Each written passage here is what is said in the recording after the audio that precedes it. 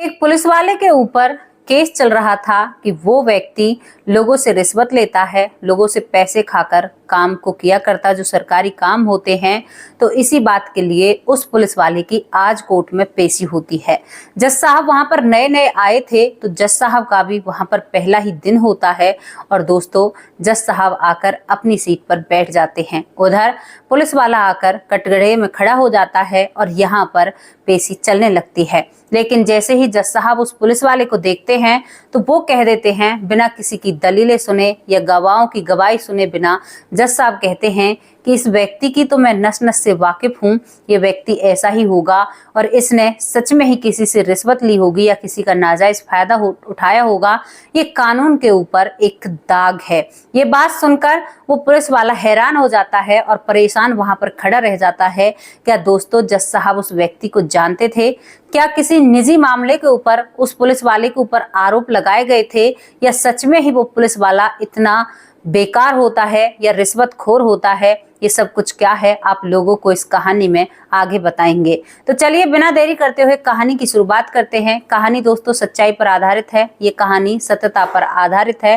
केवल थोड़ा सा फेरबदल इस कहानी में हम लोगों ने किया है। तो कहानी प्रवीण नाम के एक लड़के की होती है। प्रवीण 10वीं क्लास में पढ़ता है और इसके पिता का नाम लक्ष्मण होता है। मिडिल क्लास इनकी फैमिली होती है। प्रवीण अपने माँ बाप का इकलौता बेटा होता है। बिल्कुल छोटा सा सादा सिंपल रहने वाला परिवार था। दोस्तों प्रवीण जो होता है अपने पिता से बहुत प्यार किया करता। अपने पिता के एक कहने पर ये जान छिड़कता है। अगर पिताजी कहें कि पूरा दिन तुम्हें धूप में रहना है तो प्रवीण अपने पिता से इतना प्यार किया करता कि पूरे दिन धूप में गुजारने के लिए तैयार होता है। अब दिन आता है होली का। होली के रंगों में पूरा शहर नहाया हुआ था। तो इन लोगों की भी कॉलोनी में होली मनती है और वहां पर एक दूसरे को गुलाल लगाया जाता है। अब जो प्रवीण है वो एक होली खेल रहा था तो एकदम से जो पड़ोस होते हैं उनके घर में एक गुब्बारा फेंक रहा था प्रवीण, तो उनके पड़ोस के घर में चला जाता है और वो पड़ोसी इसी बात पर विवाद कर देते हैं। ऐसी छोटी मोटी बातें होती रहती हैं, लेकिन इन दो घरों के बीच में विवाद इतना ज्यादा बढ़ जाता था। गुब्बारे का तो एक बहाना था, हालांकि इन दोनों परिवारों में पहले से ही अनबन चल रही थी। जब लड़ाई ज्यादा बढ़ जाती है तो वहां पर गाली गलौच भी शुरू हो जाती है। प्रवीण और लक्ष्मण दोनों बाप बेटे अकेले रह जाते हैं और दोस्तों उधर वो फैमिली जो होती है बगल वाले पड़ोसी, वो थोड़े से जो उनके घर में परिवार था वो बड़ा होता है और उनकी जानकारी आसपास ज्यादा होती है। वो उल्टा प्रवीण के पिता को डांटते हैं, तरह तरह की बातें बोलते हैं और दूसरी तरफ वो लोग पुलिस को बुला लेते हैं।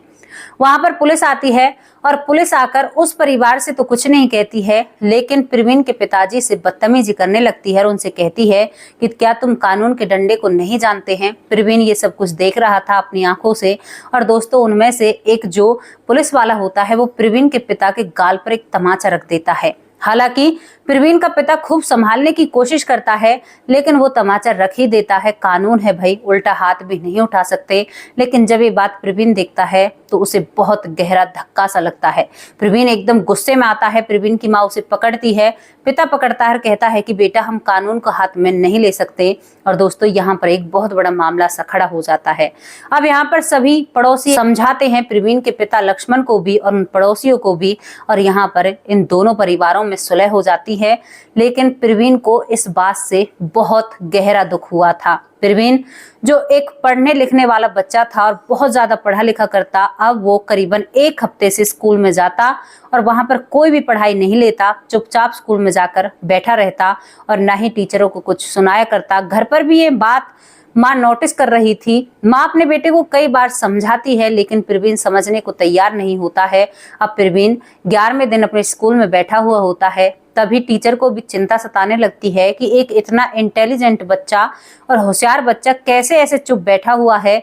तो वहां पर टीचर प्रवीण से पूछने लगते हैं कि बेटा आखिर ऐसी बात क्या है, क्या हुआ, तुम इतने परेशान क्यों हो? तो प्रवीण उस अपने स्कूल के टीचर के सामने रोने लगता है। दोस्तों प्रवीण का जो क्लास इंचार्ज होता है टीचर, वो भी उसे देखकर आंखों में आंसू भर लाता है और गले लगाता है, क्योंकि उन दोनों की पहले से बहुत पटती है। तभी प्रवीण सारी बातें उस टीचर को बताता है। तो यहाँ पर अध्यापक जी उसे समझाते और कहते हैं कि बेटा ऐसी लड़ाइयाँ तो हर जगह होती रहती हैं, परिवारों में भी हो जाती हैं, तुम इतना क्यों परेशान हो रहे हो, तो यहाँ पर प्रवीण कहता है कि सर मुझे किसी भी बात का कोई दुख नहीं है, अगर वो लोग मुझे तमाचा कस देते तो भी मुझे कोई परेशानी नहीं थी, लेकिन मेरे पिताजी को उन लोगों ने थप्पड़ मारा है और ये बात मुझे बहुत बुरी लगी है, मुझे खाना भी अच्छा नहीं लग रहा है। अब यहाँ पर प्रवीण एक लालसा के पर्पज से अपने सर से पूछता है कि सर इन पुलिस वालों को क्या कोई सजा नहीं दे सकता? तो यहाँ पर जो स्कूल का सर होता है, उसकी क्लास का इंचार्ज, वो कहता है कि हाँ बेटा, क्यों नहीं दे सकता, ऐसी इनको तो सजा हालांकि सबको ही दे सकते हैं, लेकिन जज साहब एक ऐसी पदवी है जहां से आप कोई मुख्यमंत्री हो या गृह मंत्री हो, कोई भी हो जो कटघरे में आ जाता है, वहां पर फैसला तो जज साहब ही सुनाते हैं, तो सबसे बड़ा जज साहब ही होता है। अब यहाँ पर प्रवीण ये बात सुनकर अपने उस सर से कहता है कि सर मैं भी जज बनना चाहता हूँ। तो यहाँ पर वो सर कहता है कि बेटा उसके लिए तो तुम्हें सारे गिले शिकवे भूलने होंगे और पढ़ाई में मन लगाना होगा, तभी तुम एक अच्छे जज बन पाओगे। अब इसके बाद प्रवीण अपने पिता को देखा करता और पढ़ाई में दिन रात जुट जाता है, बहुत ज्यादा पढ़ता है। 10वीं क्लास में फर्स्ट आता है, 11वीं हो जाती है, 12वीं हो जाती है, ग्रेजुएशन करता है और दोस्तों उसके बाद पढ़ाई लिखाई कर कर प्रवीण जज बन जाता है। जज बनकर जब प्रवीण अपने पिता के सामने आता है तो अपने पिता से कहता है कि पिताजी, आज तुम्हारा बेटा वो इंसान बन चुका है जिसके सामने प्रधानमंत्री भी आ गया अगर गुनहगार है तो उसको भी सजा हम ही सुनाएंगे, और मैं अपने पिताजी से वादा करता हूं कि मैं किसी भी बेगुनाह के साथ गलत नहीं होने दूंगा और सभी फैसलों को बहुत अच्छे से लूंगा।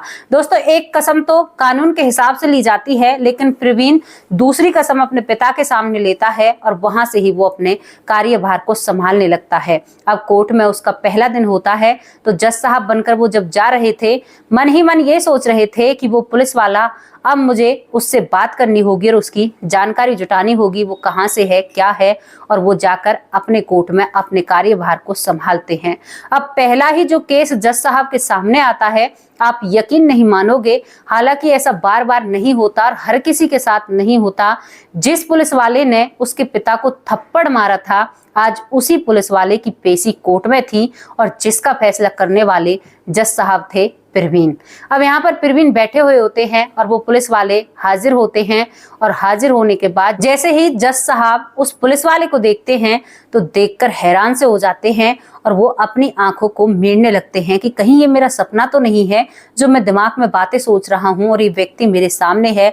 लेकिन सच में ही वही पुलिस वाला जज साहब के सामने खड़ा हुआ होता है। अब उसे वही थप्पड़ बार बार याद आता है और जैसे ही जज साहब उसकी फाइल पढ़ते हैं तो उन्हें पता चलता है कि ये एक रिश्वत लेने के केस में यहाँ पर आए हैं, इनकी सुनवाई चल रही है, तारीखें लग रही हैं। तो जज साहब कह देते हैं कि आपके बारे में तो पूरा बायोडाटा मेरे पास है कि आप किस किस्म के व्यक्ति हो क्या नहीं हो। तो यहाँ पर जो वो पुलिस वाला होता है वो हैरान हो जाता है जज साहब को देखकर कि ये मेरे बारे में ऐसा क्यों कह रहे हैं, क्योंकि पुलिस वाले को बिल्कुल भी याद नहीं रहता ये जज साहब वही बना है जिसके पिता पर मैंने हाथ उठाया था। काफी साल पुरानी बात हो जाती है और दोस्तों उस दिन उस पुलिस वाले का फैसला नहीं हो पाता है। जज साहब अब अपनी कुर्सी से खड़े हो जाते हैं और खड़े होने के बाद यही सोच रहे थे कि क्या होगा, मैं इसका पूरा बायोडाटा निकालूंगा। जज साहब ने भी इसी वजह से फैसला नहीं लिया था क्योंकि उसने अपने पिता के सामने एक कसम खाई थी कि मैं किसी भी बेगुनाह के ऊपर बिल्कुल सजा नहीं करूंगा। तो यहाँ पर जज साहब एक अपने तरीके से भी कानूनी तहकीकात करना चाहते थे, क्योंकि पहला दिन था, आप समझ सकते हो, पहले दिन ऐसा सब कुछ हो जाए तो एक इंसान थोड़ा सा घबरा तो जाता ही है। उसके बाद दोस्तों प्रवीण अपने घर चला जाता है। प्रवीण जब घर जाता है तो अपने पिता को सारी बातें बताता है और सारी बात बताकर कहता है कि पिताजी, किस्मत भी कितनी अजीब है, जिस व्यक्ति की वजह से आज मैं जज बना हूँ वही व्यक्ति मेरे सामने आ गया है और उसका केस मेरे हाथों में है और मुझे सच्चाई का साथ देना होगा क्योंकि मैं किसी के साथ गलत नहीं कर सकता। प्रवीण का पिता लक्ष्मण अपने बेटे के कंधे पर हाथ रखता है, कहता है कि बेटा, कभी भी परिवार की चीजें हमें कानून के बीच में नहीं लानी है। जैसा भी वो व्यक्ति है उसी हिसाब से उसका काम देखना, उसकी सजा देखना। अगर उसने गलत किया है तो उसे छोड़ना मत, अगर उसने सही किया है, भले ही उसने मुझे थप्पड़ मारा है, लेकिन तुम उसके साथ गलत नहीं कर सकते, फिर ये घरेलू लड़ाई हो जाएगी। इसके बाद दोस्तों प्रवीण वो नहाने के लिए अंदर चला जाता है। तभी वो पुलिस वाला जज साहब के घर को ढूंढते हुए वहां पर आता है और पुलिस वाले को भी थोड़ी थोड़ी बातें याद आने लगती हैं कि भाई मैं तो यहाँ पर पहले जब आया था, मैंने यहाँ पर भी कुछ गलत किया था। इसके बाद वो आना तो नहीं चाहता है पुलिस वाला, क्योंकि वो सोच लेता है कि अगर ये लड़का है तो ये पक्का मेरे हित में इस फैसले को नहीं सुनाएगा, क्योंकि मैंने इसके पिता के साथ बदतमीजी की थी। लेकिन फिर भी वो अंदर आता है और प्रवीण के पिता लक्ष्मण के सामने हाथ जोड़ता है, प्रणाम करता है और कहता है कि क्या मैं बैठ सकता हूँ। तो प्रवीण का पिता उसे बिठा लेता है और यहाँ पर जो वो पुलिस वाला आया है वो कहता है कि तुम्हारे बेटे के हाथों में मेरा फैसला है, पूरा करियर मेरा बर्बाद हो जाएगा, मेरे बीवी बच्चे हैं, बालक बच्चे हैं। तो यहाँ पर जो लक्ष्मण होता है वो उसकी बात सुनकर कहता है कि भले ही वो मेरा बेटा है, लेकिन मैंने उसे कानून को सौंप दिया है और वो सच के साथ रहेगा। अगर तुम सच हो तो वो तुम्हारा साथ देगा, अगर तुम सच नहीं हो तो वो बिल्कुल भी तुम्हारा साथ नहीं देगा। इतने ही वो पुलिस वाला कहता है कि अंकल जी, मैं आपके लिए कुछ लेकर आया हूँ। एक मिठाइयों के डिब्बे में कुछ पैसे रखे हुए होते हैं और वो उन पैसों को अंकल जी के सामने कर देता है, लक्ष्मण के सामने। तो लक्ष्मण अपनी कुर्सी से खड़ा हो जाता है और कहता है कि एक जज के पिता को तुम रिश्वत देने की कोशिश कर रहे हो, अगर मेरे बेटे को ये बात पता चली तो तुम्हें यहीं पर मारेगा। इन पैसों को उठाओ और यहाँ से तुरंत उल्टे पैर मेरे घर से निकल जाओ। अभी मेरा बेटा नहा रहा है, अगर वो यहाँ पर आ गया तो वो तुम्हें अच्छा सबक सिखाएगा। यहाँ पर पुलिस वाला कई कोशिश करता है। लक्ष्मण कहता है कि सच में ही तुम बेकार पुलिस वाले हो, तुम घूस लेते हो, आज मैंने अपनी आंखों से देख लिया और मेरा बेटा तुम्हारा बहुत अच्छे से इंतजाम करेगा, तुरंत यहाँ से चले जाओ। और दोस्तों लक्ष्मण उस पुलिस वाले को अपने घर से भगा देता है। इतने ही उसका बेटा प्रवीण नहाकर अंदर से बाहर आता है और बाहर आकर लक्ष्मण सारी सच्चाई अपने बेटे को बताता है और अपने बेटे की पीठ थपथपाते हुए कहता है कि बेटा, तुमने एक सही फैसला लिया है और मैं तुम्हें मोटी मोटी सी जानकारी दे दूं, जब वो व्यक्ति तुम्हें रिश्वत दे सकता है तो वो रिश्वत जरूर लेता होगा। इसके बाद दोस्तों प्रवीण अपने पिता को देखकर उसके गले लगता है, कहता है कि पिताजी, आप मेरी जिंदगी हो, मेरी जान हो, आपके लिए तो मैं कुछ भी कर सकता हूँ। और दोनों बाप बेटे गले मिलते हैं और दूसरा दिन हो जाता है। प्रवीण उसकी पूरी जानकारी निकाल लेता है। दोस्तों वो सच में ही लोगों से रिश्वत लिया करता और उल्टे सीधे काम किया करता, कानून के दायरे में रहकर वो एक भी काम नहीं करता है। और यहाँ पर जज साहब उसका फैसला सुना देते हैं, उस पर कानूनी कार्रवाई की जाती है जिस हिसाब से उसने जुर्म किए थे। और दोस्तों यहाँ पर प्रवीण अपने मन में बड़ा ही सुकून और शांति महसूस करता है और वो सोचता है कि चलो कोई बात नहीं, लेकिन इसने मुझे ये जज्बा दिया, वरना मैं यहाँ तक शायद नहीं आ पाता अगर ये मेरे पिता के साथ ऐसा नहीं करता। और दोस्तों एक लड़के ने जो 10वीं क्लास में पढ़ता था, उसने अपने पिता का बदला लिया जज साहब बनकर एक पुलिस वाले से, और ये कहानी यहीं पर समाप्त हो जाती है। दोस्तों कैसी लगी आप लोगों को स्टोरी?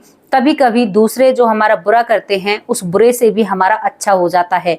अगर प्रवीण उसी वक्त पुलिस वाले पर हाथ उठा देता या उसके साथ कुछ और कर देता तो ये बात कहीं और पर जाती है, कहानी कोई और रूप ले लेती। लेकिन यहाँ पर प्रवीण ने भी धैर्य से काम लिया और उसने पढ़ाई की राह को चुना और वो पढ़ लिख कर एक जज साहब बन जाते हैं। तो कहते हैं ना कि नेकी करो और कुएं में डालो, तो हमेशा समाधान एक नहीं होता। अगर हमारे सामने कोई ऐसी परिस्थिति आ जाए तो हमेशा हमें एक शांति भरा रास्ता चुनना चाहिए, कभी भी गलत रास्तों पर मत ले लेना। क्योंकि मैं आप लोगों से फिर कह रही हूँ, अगर उस दिन प्रवीण पुलिस वाले पर हाथ छोड़ता या कोई और उल्टा सीधा काम करता या इसी तरह जुर्म के रास्ते चल देता तो शायद आज जज साहब की तो दूर की बात, वो अपने घर में गृहस्थी भी नहीं बसा पाता। तो ये थी एक मोटिवेशनल स्टोरी जो लोगों को प्रेरणा देकर जाती है। तो सभी लोगों को प्रेरणा लेनी चाहिए और अपनी जिंदगी में हमेशा खुशियां और एक अच्छा इंसान बनने की कोशिश कीजिए। कल फिर हाजिर होंगे किसी सच्ची और अच्छी स्टोरी के साथ। तब तक के लिए आप लोगों से विदा लेते हैं। नमस्कार, जय हिंद, जय भारत।